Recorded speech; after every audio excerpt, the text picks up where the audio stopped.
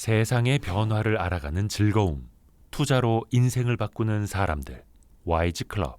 지금 고정 댓글을 확인하세요. 베스트 인컴의 남석환 회장님 와주셔서 고맙습니다. 네, 반갑습니다. 아니 오랜만에 뵈가지고 되게 그렇지. 좀 묻고 싶은 게 너무 많습니다. 몇 달 됐어요, 그죠? 네네네. 그래서 아주 지긋지긋한 그 여름이 지나가고, 예, 제가 제일 좋아하는 계절, 가을. 가을인데 이제 네. 날짜가 날짜가 있어요, 날짜. 15일 날, 10월 15일 날부터 네네네. 그 다음에 3월 15일까지 네. 그 기간을 제가 제일 좋아하는 시기예요. 오늘이 저희가 10월 16일에 예. 찍고 있습니다. 10월 16일 저녁 6시에 찍고 있습니다. 근데 왜 그 기간이? 그날 내가 더위를 많이 타서 그때가 선풍기 들어갈 때거든. 이게 큰 의미는 없네요. 저는 그래서 이때가 개인적으로. 수익률이 제일 좋다거나 이런 거 기대했는데 아니 그런 건 아니고요. 전혀 관계없이 이제 네. 앞으로 5개월이잖아요. 11월, 12월, 1, 2, 3. 그때까지는 선풍기가 관계가 없잖아. 그래서 제가 그러니까 1년에 한 반 되는데 네. 그래서 기준으로 15일 날. 서늘한 거 좋아하시구나. 그래서 그때부터 이제 인생이 예. 아주 행복한 때죠. 근데 어떡합니까? 이때부터 시장이 좀 안 좋아지는데. 지금 시장이 좀 안 좋지 않나요? 그 관찰력이 그건 대단한 거예요. 네. 야, 우리 이 대표님이 그거는 진짜 대단한 거예요. 요거를 우리가 이제 4분기라 그러잖아요. 예. 4분기는 통상적으로 장이 좋을 때가 별로 없어요. 그냥 정체 상태면 다행인 거고 나빠지는 경우는 있고. 네. 그래서 올해는 또 예기치 않게 이스라엘하고 하마스하고 이 전쟁이 벌어져 가지고 네. 장이 조금 회복되려고 하는 마당에 그렇죠. 이게 한번 직격탄을 지금 맞고 있는 상태죠.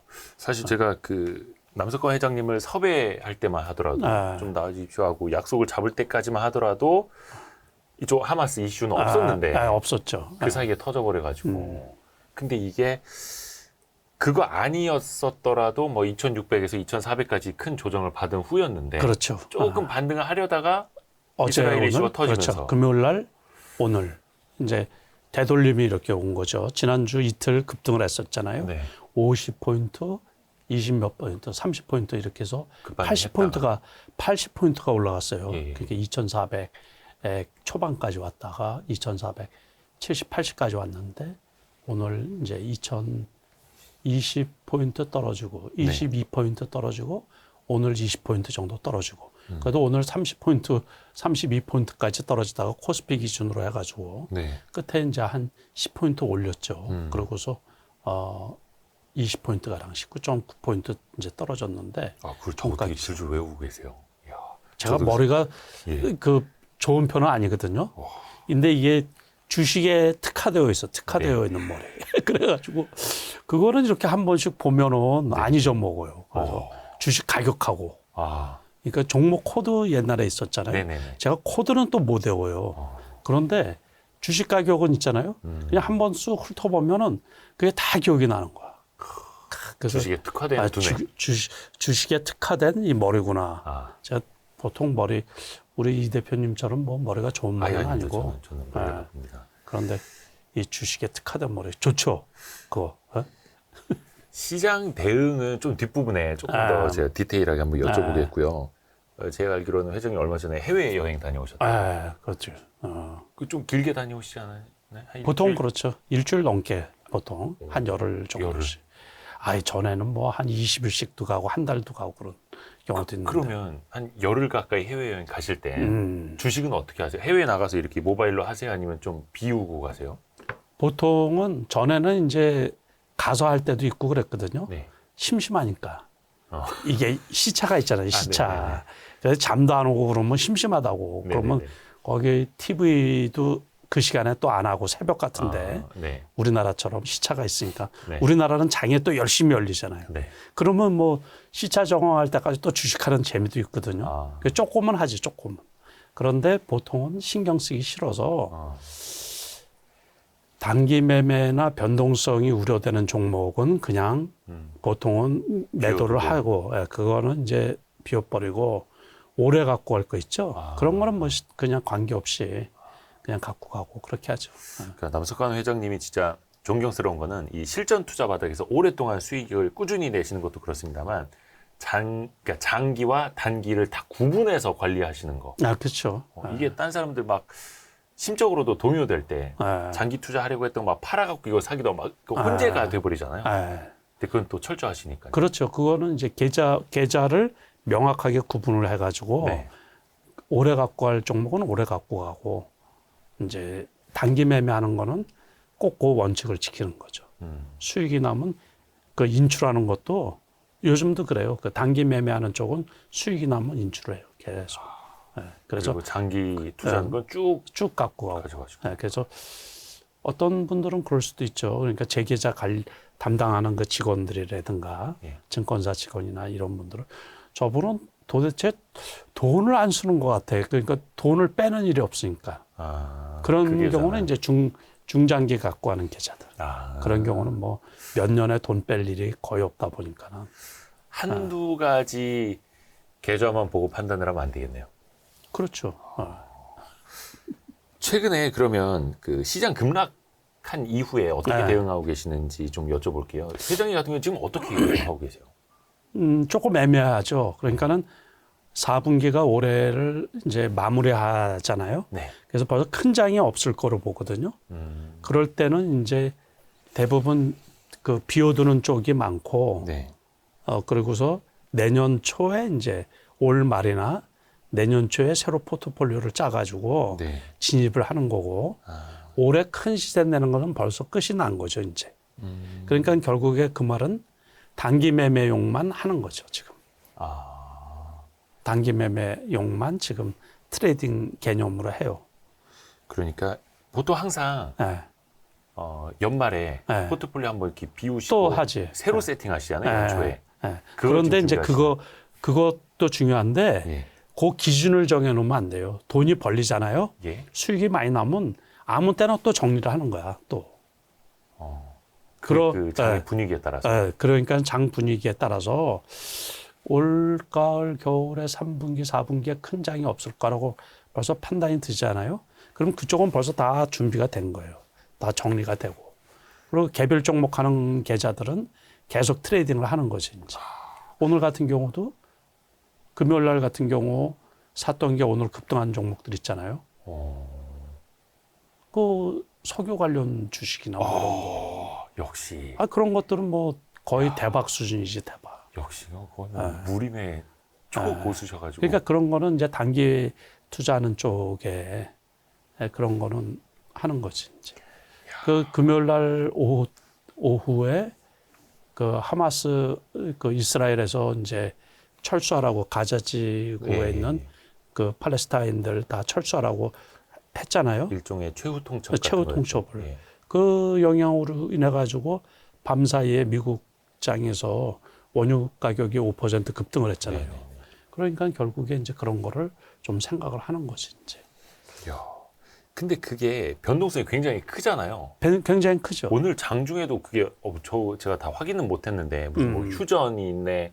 하마스 쪽에는 우리는 뭐 확인을 못했네. 뭐 이러고 막 엄청 혼란스럽더라고요. 가짜 뉴스도 있을 거예요. 가짜 뉴스도 있을 거고 네. 휴전했네 그래가지고 주가가 떨어졌었죠. 네. 일부 그러면서 이제 지금 말씀하신 대로 코스피 같은 경우는 10% 낙폭을 줄인 거예요. 10포인트, 10포인트 낙폭을 줄인 건데 그 이스라엘 입장에서 보면은 인도적인 휴전이지. 그러니까 그게 그쵸. 그렇다고 영원한 휴전이 아니고 다시 말해서 이집트로 들어가는 그 통로를 예. 개방해서 네. 피난민들이 넘어갈 때까지. 넘어갈 때까지 기껏 길어봤자 제가 보기에 하루 이틀일 거로 보거든요. 하루 이틀. 그 정도 되고 그 리스크가 지속되는 거예요. 그러니까 이제 그런 것도 생각을 하는 거지. 그런데 금요일 날 샀던 것들은 벌써 이제 오전에 다 팔아버리고 수익이 꽤 많이 났으니까 수익부터 일단은 어차피 챙겨놓고 짧게 보고 들어가신 거니까 그렇죠. 수익을 그냥 챙겨. 그런 거는 단기 매매하는 거라 그래서 제가 미리 말씀을 드렸잖아요. 단기 계좌. 네네. 단기 계좌에 한해서. 한해서. 근데 요거는 이제 이스라엘 하마스 이슈가 펼쳐진 이후에 네. 아까도 말씀하신 것처럼 2,400을 좀 반등을 하다가 이제 좀 다시 주저앉는 상황인데 네. 물론 이후에는 어떻게 될지 모르겠습니다만. 아, 근데 그에 앞서서 예. 3, 4분기는 큰 장은 없을 거라고 보신 혹시 이유는 뭘까요? 큰 장, 그 이슈라는 거나 뉴스 있잖아요. 네. 그게 벌써 1분기, 2분기에 다 노출이 됐거든요. 그러다 보니까는 4분기 같은 경우는 이제 여러 가지 요인이 있는데 네. 경기 저점은 웬만큼 확인이 된 거예요. 네. 그렇지만 경기가 확 좋아질 거라는 그런 예측은 못 하거든요. 네. 그러니까 기업 실적이 뭐 폭발적으로 전체가 늘어난다든가 그런 일은 거의 없는 거예요. 그리고 이 금리 인상에 대한 노이즈도 웬만큼 다 확인이 된 거고, 네. 그리고 인플레이션은 그냥 진행이 되고 있고, 그런 것 때문에. 그러니까 우크라이나 전쟁도 계속 진행이 되고 있고, 그러니까 우리나라 경제에서는 제일 그 아킬레스건이라고 할 수 있는 게 유가거든요. 예. 유가가 근데 당분간 떨어질 일이 없단 말이에요. 아하. 그러니까는 그 오페크하고 고전에 사우디에서 감산을 한 거 아니에요. 네. 그리고 겨울철은 전통적인 그 수요가 많이 수반되는 때이기 때문에 유가가 떨어질 일이 별로 없을 것 같아요. 그렇다고 급등할 일은 별로 없지만은 네.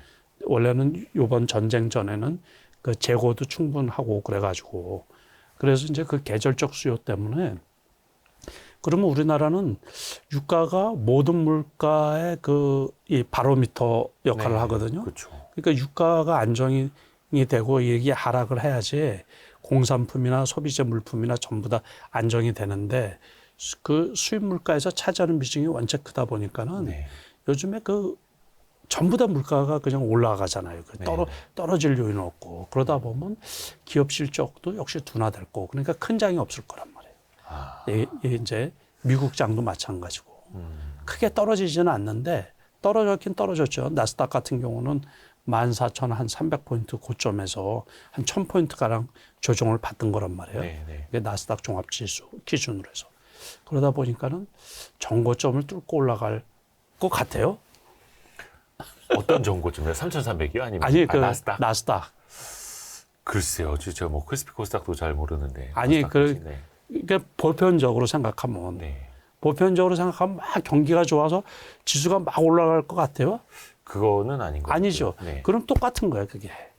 다 똑같이 분석을 하는 거예요. 이 시장 분석이라는 게 네. 다른 아주 특별한 게 없는 거예요. 그러니까 분위기를 이렇게 살피고 미국 주식을 이렇게 보고 이렇게 저렇게 계속해서 우리가 보도가 나오잖아요. 네. 경제 관련 보도.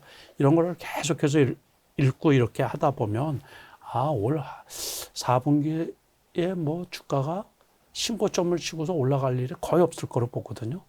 그리고 아까 말씀드린 것처럼 이제 경험 측상이지. 네. 수십 년 이렇게 주식 투자를 하면서 경험적으로 살펴보니까